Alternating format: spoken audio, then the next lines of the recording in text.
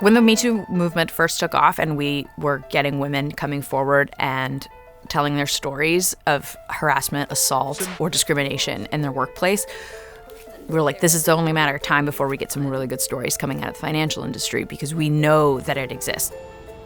Wall Street, just like lots of areas, has some serious and pretty deep problems.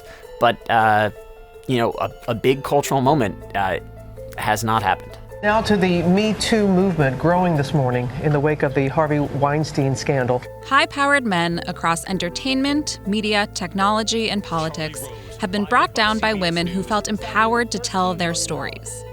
But on Wall Street, a system of silence has protected the status quo. The primary difference for women on Wall Street versus other industries is money. And money is power. And Wall Street has the most money and the most power of any industry. Story by story, it's like we get this peek into this machine, different arms of the machine. Those arms explain why there was no revolution in finance this year. Instead, there were rare moments of revelation that pierced the silence. Keeping people quiet doesn't make it better for the business. You don't hire the best people if you exclude people who are brave. This is the story of the forces that have kept the Me Too reckoning from hitting Wall Street, at least so far. Women didn't want to come forward with their stories. They didn't want to go on the record. Women I talked to actually didn't even want to name the people that had assaulted them or hurt their careers in a particular way. And we kind of had to take a step back and say, why is that happening? And evaluate what is the culture in Wall Street or the system in Wall Street that's keeping women from doing that. There is a machine of silence that we've learned about that has to do with arbitration and human resources and public relations and a culture of fear and a culture of money. And all of those things together combine to create kind of a wall between allegations and transparency. First of all, you have this very male-dominated industry. About 26% of senior executives on Wall Street are women. And when you get to the CEO level, it's abysmally low. Women only make up 8% of CEOs at major financial institutions. And in the history of Wall Street, no woman has ever led any of the 6 largest U.S. banks. I remember Wall Street women saying to me, what do you think Wall Street values? They value relationships, and they value secrecy, and they value loyalty. And if I dare to go against those things, I will be exiled. And if someone does decide to complain, it isn't done in public, but rather hidden behind a widespread system of arbitration. Arbitration needs to be relabeled. It needs to be called forced silence. Arbitration is a private system that takes fights behind closed doors, away from a judge and jury. It was originally used to solve industry disputes, but Wall Street has helped it spread to all kinds of fights, including harassment. Civil rights issues should be dealt with in court. Civil rights issues should be transparent. That's Lee Stoll, a Wall Street veteran who's suing Cantor Fitzgerald for harassment, discrimination, and retaliation. But that's just a part of her fight. She's also battling to stay away from arbitration. I want to go to court because I want it to be transparent. It's not a female thing. It's not a male thing. It's a human thing. What's so wild for us as reporters following Lee Stoll's story is that she had not one, but apparently 2 arbitration agreements, Cantor says. So basically she said, I am not supposed to be thrown out of court. I'm supposed to stay in this venue. And the court agreed with her. Cantor denies her allegations and is appealing the decision to let her stay in court. But these days, judges all the way up to the Supreme Court have been siding with arbitration. From Wall Street's perspective, that system is quicker, cheaper, quieter, and just as fair as going to court. Women like Lee see it differently. For those of us who are not corporations, we want to be able to show the evidence, and we want to be able to change behavior. Women are not learning about each other. They're being isolated from each other, so they can't really come together and bring something bigger against a bank or an institution and say, you have a major problem here, because it's all in this hush-hush system that nobody knows about.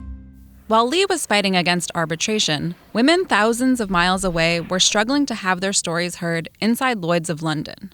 Lloyds is a 331-year-old exchange for the worldwide insurance market that's steeped in tradition. So this is the large loss book where we show a book for the current day and a corresponding book from 100 years ago. Much of the work there is still done face-to-face by mostly middle-aged white men on paper and sealed with rubber stamps. But reporting from Bloomberg uncovered that Lloyds also has a deep-seated tradition of sexual harassment. We spoke to women who had been attacked by their bosses in pubs, in taxis, and we'd spoken to other women who were deluged with graphic emails from their employers, basically soliciting for sex. What's so sinister about these stories isn't just the picture they paint of rich men behaving badly, but the way HR protected them. At least in my experience for the Wall Street firms, most of the time say that they simply can't go to HR. It's just not an option. Because if they do, HR is then going to report them to either the exact male that they just complained about or somebody else in a position to make things difficult. But of the ones who did go to HR, they reported being discouraged from pursuing their complaints further. They were warned about the possibility of being marked out as difficult women, so kept quiet.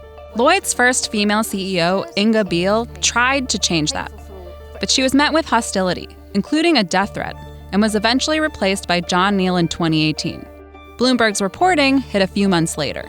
2 executives at the company have now resigned following allegations of sexual harassment.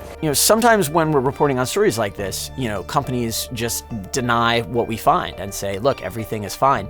In the case of Lloyd's, Gavin's reporting was so powerful that the CEO of this insurance market came out afterwards and said, yeah, this is pretty much unacceptable and we will change. This is not the Lloyds that I want to be part of, and not the Lloyds that many of my colleagues feel they want to be part of either. Lloyds unveiled a whistleblower hotline, banned alcohol, and announced a lifetime ban for sexual harassers. Whether there is any long-term impact from these measures, it's too early, I think, to tell. And while the Lloyds story showed how women's stories can help bring an antiquated institution into the 21st century, a conference in California showed what happens when the industry's bystanders break their silence. Hey everyone, it's Alex Chalakian. Just got back from the Tiburon CEO Summit dinner. In October of 2019, Alex Chalakian, who runs a firm called Lake Avenue Financial, was attending a conference and did something unheard of on Wall Street.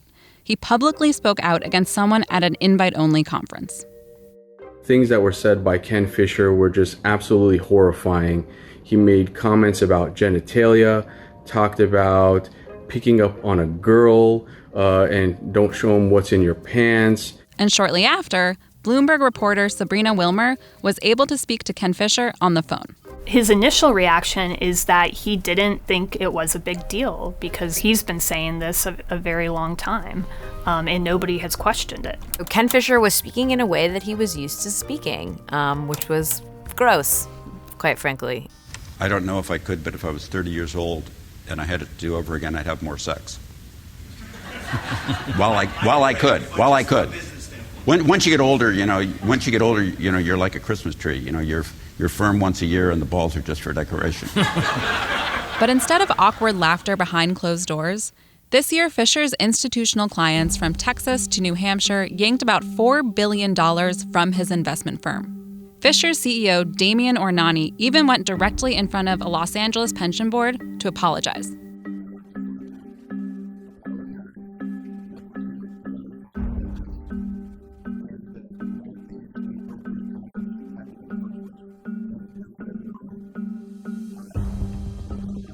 But for pension board members like Brian Pendleton, that apology wasn't enough. I'm incredibly proud of what the LA Police and Fire Pension Commission did by decisively terminating the contract with Ken Fisher. That hopefully sends a loud message to the financial community. While about $4 billion was lost, the firm still manages $115 billion. And the company has said that since the incident, their assets have actually grown. We talk to each other inside the newsroom, we ask, is this as much change as we're going to see?